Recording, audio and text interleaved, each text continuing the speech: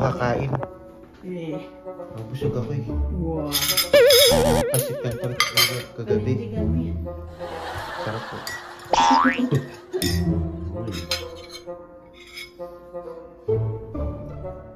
Favorite coffee.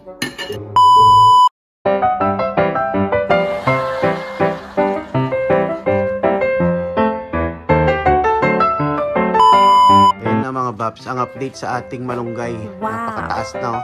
Yung kangkong natin oh. Nagkabulong na rin, nagkaroon na rin na ako no Babs. Ito yung natin.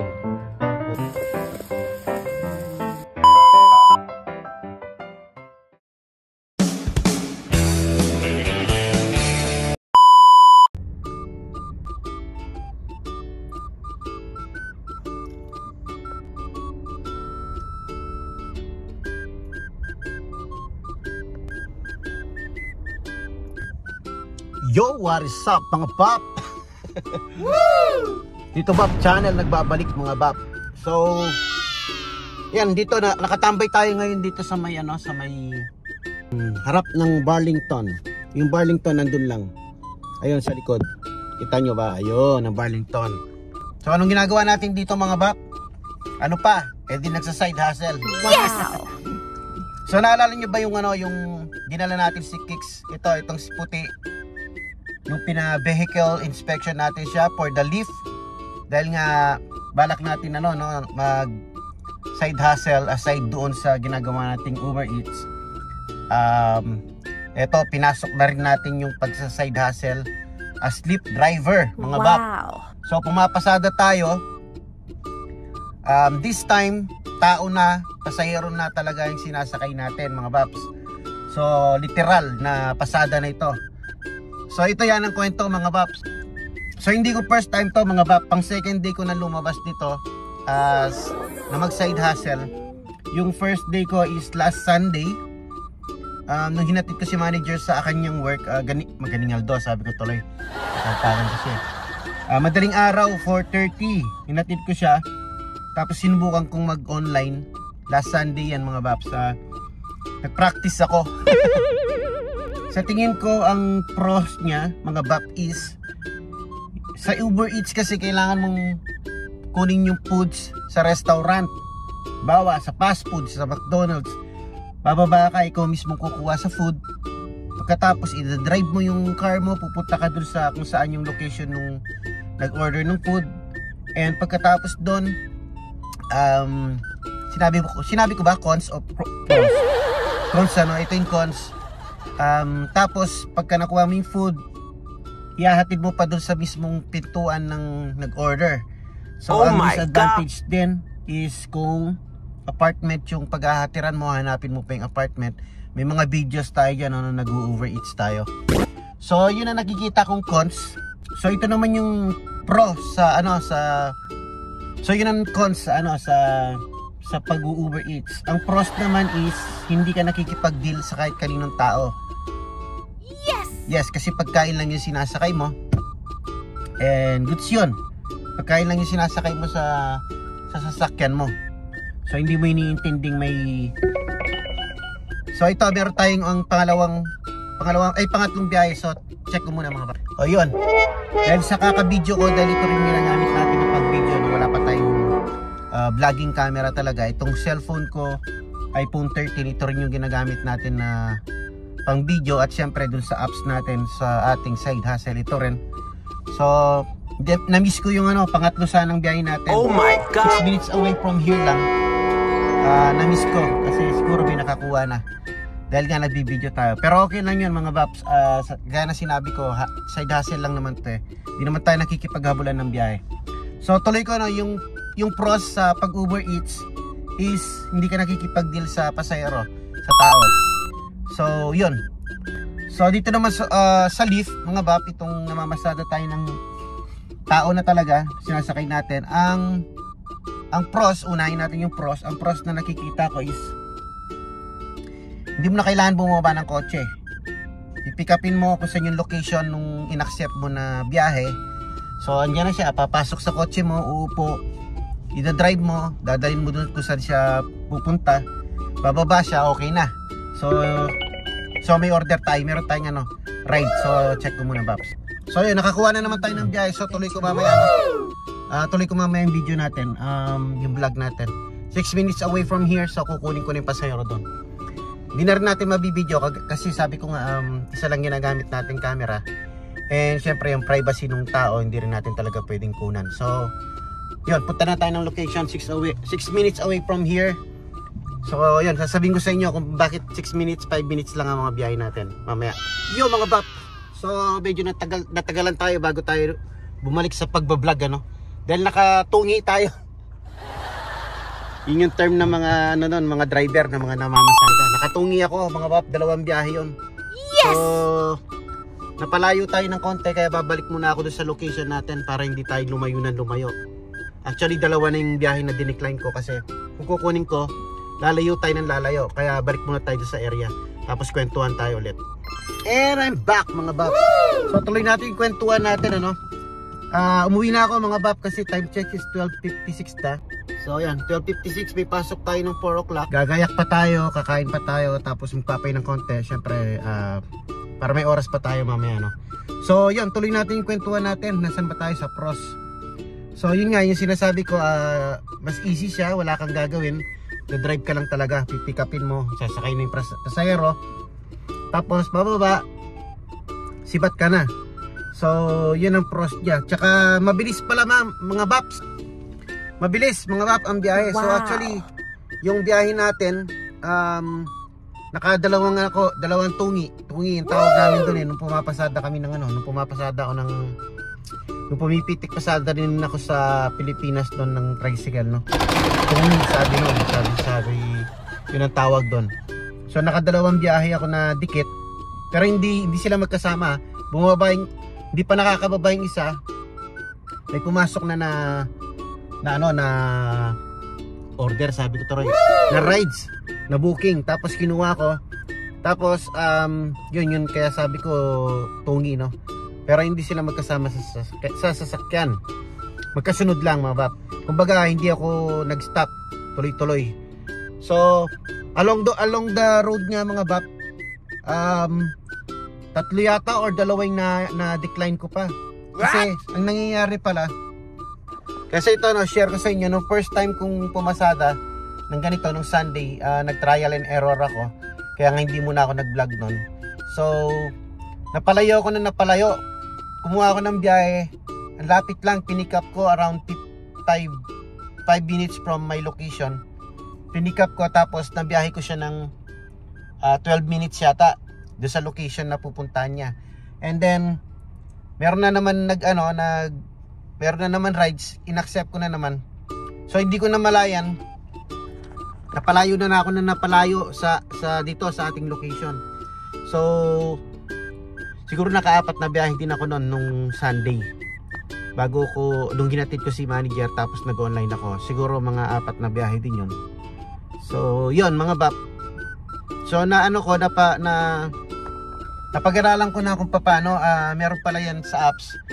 Kinalkal ko yung apps na pwede mo palang iset yung location mo, yung area mo, kung hanggang saan ka lang mamamasada mga bap.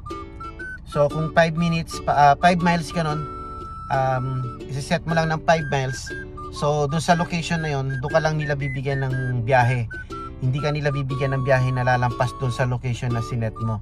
So ganun pala yon. Kaya ngayon yun ang ginawa natin. Bago ako nag-online ako, sinet ko muna ng 5 miles. Kasi gusto ko dito lang around lang sa ating location lang. Dito lang tayo magbabiyahe kasi ayaw kong lumayo mga bap. Tsaka yung last Sunday mga bap, nung first time natin nagbiyahe, yun nga, napalayo ako, tapos hindi na ako familiar sa lugar. Tapos medyo yung neighborhood hindi masyadong kaaya-aya. Hindi naman sa natatakot ako, pero maganda na rin nag-iingat. Tsaka yung mga tao, iba, mga bap, alam nyo na yun, yung sinasabi ko, hindi kagaya dito sa amin location, okay lang, tsaka medyo familiar na ako sa lugar. Iba kasi yung familiar ka na sa gamat mo na yung lugar mga bap, yung familiar ka na sa lugar. So yun, sinet ko na 5 minutes, okay pa rin mga bap. Although $5 hanggang $8 lang na-receive ko, okay lang naman yun kasi kumukota lang naman ako 20. sa ating sa side hustle. Kahit 20 lang araw-araw. Sabi ko nga nung mga previous vlog ko, kung araw-araw kang pipitik pasada ng $20 per day, mga bap, sa umaga, or ako kasi panggabi ako pumapasok ng ng trabaho. So sa umaga ako pipitik. Kung $20 per hour, so kung araw-araw mong gagawin yun, mga bap, in 1 month 600 na rin yun. Malaki na yun, mga bap. Kung i-overtime mo yun, ilang araw mo rin papasukin yun sa trabaho, and then mangungusumisyon ka pa sa mga kasama mong mga tamad. Sa mga katrabaho mong tamad. Tsaka ma-stress ka pa. So kung dito pipitik pasada ka lang, mga bap, same thing din naman yung magiging total. In 1 month makaka 600 ka. Di napakalaki na yun, mga bap. Hindi lang pambili ng burger yon, pambili na ng yon, pangbayad na ng kuryente yon, mga bap. Tsaka pang grocery, marami na yon, mga bap. Yes! So yan, shoutout pala kay hardworking Pinoy ng yun, Pinoy in Washington. Hardworking Pinoy yan, at hardworking Pinoy. Ganito din ginagawa niya, nag-Uber Eats, tsaka pumapasada rin ng kagaya nito, Lyft, tsaka Uber yata sa kanya. So ayun, na-experience ko na, mga baps. Bro, yung sinasabi mo na naamoy pang ayata. Parang, kasi yung kanina may nasakay ako na may dala siyang aso. Pero okay lang, maliit lang yung aso niya. Tsaka mukhang alaga naman yung aso eh. Kaya lang, pero parang may naiwan pa rin na amoy nung kasi syempre yung iba, pero yung aso niya mabango, mga bap. Hindi naman, kasi ang mga aso dito alaga naman. Pero may nasakay din ako na ibang lahi na medyo iba yung amoy, iba yung amoy din. Pero hindi naman ganun katindi.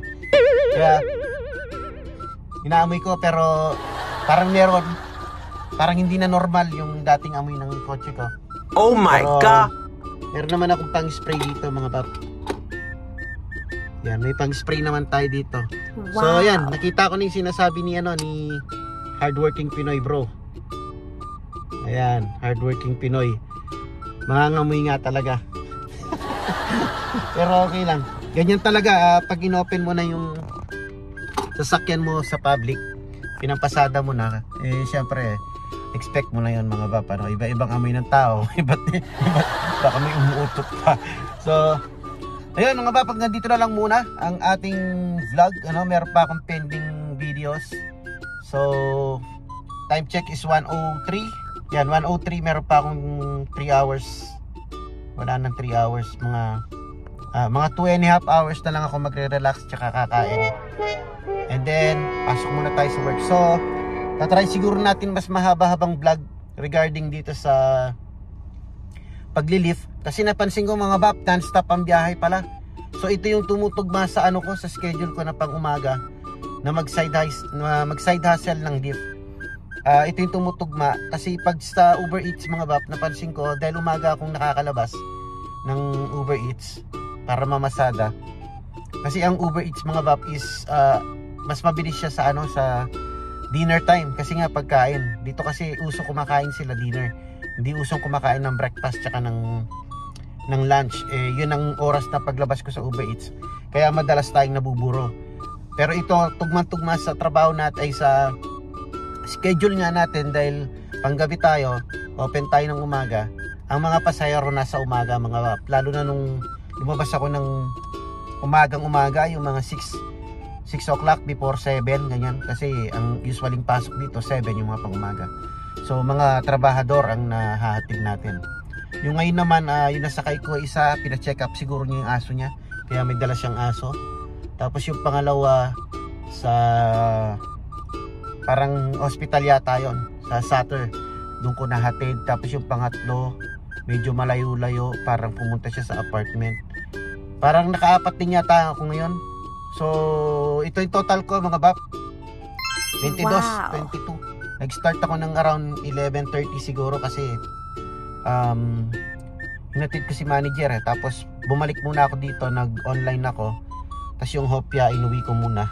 Ito yung hopya bilang kasi bumili kami ng hopya doon. So inuwi ko muna yung hopya, tapos sinubukan ko mag-online. Wala man isang minuto, mga bap, nakakuha tayo. So mabilis lang yung waiting time, hindi tayo nabuburo. Tapos may sakay pa nga ako, may pumapasok na booking, which is good, mga bap. Maganda to, susubukan natin at ng mahaba-habang oras to next time. siguro pag day off ko tapos si manager may pasok siya kasi wala akong gagawin nun. So papasada tayo ng medyo mahaba-haba. So iba-vlog din natin yun mga bab. So yun, yun muna ang vlog natin ngayon tungkol sa ating bagong side hustle na ayos para sa akin, ayos. So wag lang sana tayo maka-encounter ng mga mga masusungit. Pero ngayon okay pa naman yung mga nasakay natin, lahat mababait, yung iba hindi kumikibo, yung iba nakikipagkwentuhan ganon, pero wala pa mga bastos, mga okay naman sila. So goods na goods yun para sa akin. So ayan, hanggang dito na lang talaga ang ating vlog, and see you on the next vlog mga bab. I-upload ko na siguro yung naunang vlog dito, yung natin, day in a life of a caregiver. So yun mga bab, and thank you very much, peace. Ating hopya mga bab, sarap niyan. Ube. To hopya at baboy. Wow. Tikman na natin to.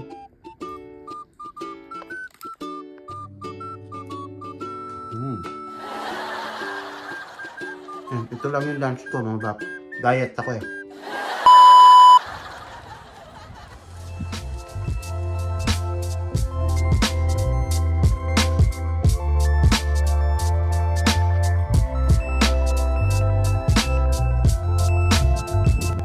Yo mga bab, time na para sa ating full-time job.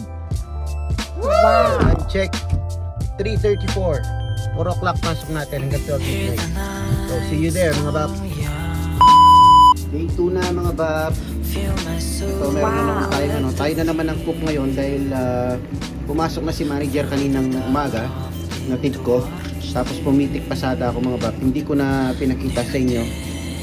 Naka 20 rin ako, so wow. Basta 20-20 lang kota natin sa isang araw mga bab. Ayos na ako doon. At least pumipitik pasada tayo, kumikita kahit papano nang hindi tayo masyadong pagod mga bab. So hindi pa rin yung nasasayang oras natin yun. So work-life balance pa rin kahit na pumipitik pasada tayo sa umaga. So natuwa ako sa sa bago kong side hustle mga bab. Kasi ang bilis ko kunin yung 20 ngayon. Hindi kagaya na sa Uber Eats. Diyos ko po, nabuburo ko. Tapos 2 oras. Minsan nandun ako sa terminal ko sa McDonald's. Makakakuha ako ng lang, $5, $8, kung minsan $0 pa. Tapos gumagastos pa ako kasi nasa harap akong McDonald's. So syempre alam niyo naman ako, gutomin. Nagbo-burger ako mga pap, tsaka yung yung Fox. Siyempre hindi healthy yun pero itong side hustle natin ngayon mga pap, recommended ko kasi mabilis. Actually ako na nga lang nagde-decline sa ibang biyahe mga pap. Kasi hindi ko pa nabababa yung pasahero ko. May pumapasok na naman na pasahero. So yun, dinidecline ko na lang yung iba. Pero at least nakamagkano rin ako ngayon, 20. Tapos kahapon, ganun din. Higit 20 rin kahapon. So kung araw-araw ko gagawin ito, yung ganyang oras mga papagatid ko kay manager, hindi mo na ako umuwi. Pumipitik pasada ako. So maganda, yayaman tayo dito. De joke lang mga pap. Hindi, maganda yung side hustle. Tapos siyempre may pang extra gastos tayo sa tiyan natin, sa mga bata. Pag nag-request sila ng mga foods, pag nagre-request ng boba, gano'n, yan yung mga kabataan na yun, mga teenager, mga bubble tea, mga bubble tea, yun. Pag nagre-request sila, at least may pambili na tayo. Hindi na tayo gagalaw sa ating budget sa sweldo natin. So, yun lang update natin ngayon. Karugtong lang nito nung kahapon mga bata na siguro i-catch natin natin. Kasi mahirap naman kung papakita ako sa inyo lahat ng ginagawa ko sa buhay ko. Wala na akong privacy. Sabi ko nga, utot na lang, hindi ko na baka may mag-comment sa atin, utot ko na lang, hindi ko na ibablog. Unahan ko na kayo mga bab. Yun na nga lang hindi ko binablog yung pagbanyo ko tsaka pag-utot. So, yun. Paluto na to. Kakain ako ng konti. Kasi kapon di naman ako yata. Parang, kapon di yata ako kumain. Kapon ba yun? Basta, alam po, gutom na ako kaya kailangan ko kumain kasi papasok ako mamaya 4 o'clock. So yan, cut ko na muna yung video natin and tignan natin kung anong update. Di pa pala ako nagdilig ng halaman ko. Sige mga babs. Ayan, di ko alam kung ano ito mga babs. Kung asado o apretado o chicken, nilagyan ko ng hot links. Tapos yung tira ko na tomato paste ng isang araw pa, yan, nilagay ko dyan. Yan ang kinalabasan mga ba? Asado ba yan or ano? Apretada, bahala na. Basta pagkain, masarap yan.